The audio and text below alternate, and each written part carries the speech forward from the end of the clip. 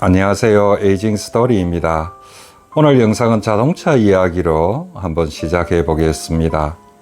올해 2023년 상반기에 신차를 구매한 전가폭이 가장 큰 연령대가 60대 이상인 것으로 조사되었습니다. 한 데이터 연구소에 따르면 올해 상반기 연령별 신차 등록 대수를 분석한 결과 60대 이상이 14만여 대로 지난해 동기 대비 34.2%나 증가했는데요. 이 60대가 가장 많이 구매한 신차로는 1톤 포터가 11,140대였고요. 그 다음이 그랜저 1,380대, 봉고 5,799대 순이었습니다.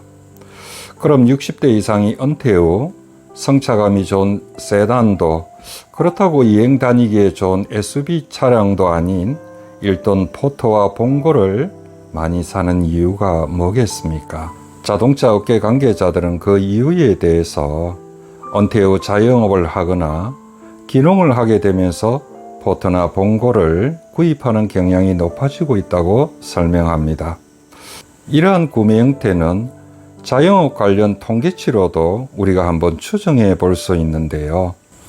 전국경제인연합회가 지난해 발표한 자료를 보더라도 60세 이상 자영업자가 5년 전에 비해 21.4%나 증가하고 있어 60대 이상이 은퇴 후 나이 들어 포터와 봉고 구매 증가율이 높아지고 있는지 그 이유를 엿볼 수 있을 것입니다. 이처럼 은퇴 후에도 여전히 가족의 생계를 위해 재취업이든 창업이든 일을 계속해야 하는 게 우리 60대의 현실의 한 단면이 아닐까 싶습니다. 한 통계 자료를 보겠습니다. 2021년 국민연금공단 산하의 국민연금연구원이 50세 이상 4,024가구 6,392명을 대상으로 설문조사한 결과 경제적으로 독립이 되어 있는가란 질문에 58%가 독립되어 있지 않다고 응답했고요. 경제적 노후 대책은 본인이 주체가 되어야 한다는 응답이 64.8%로 가장 많았습니다.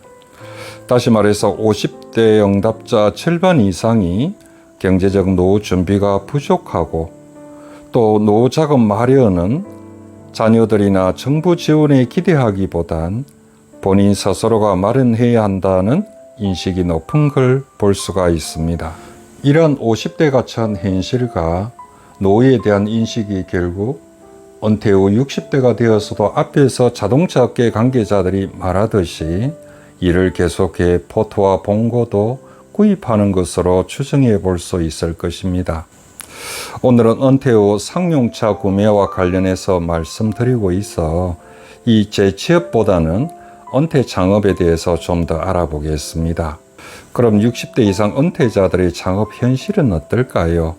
앞에서 잠시 인용한 전국경제인연합회가 55세에서 79세를 대상으로 조사해 지난해 발표한 노후 실태 및 취업 현황 자료를 보면 15세 이상 전체 자영업자 수는 2017년 573만 명에서 2021년 555만 명으로 3.2%가 감소한 반면에 60세 이상 자영업자들은 5년 전 159만 명에서 193만 명으로 21.4%가 증가했습니다.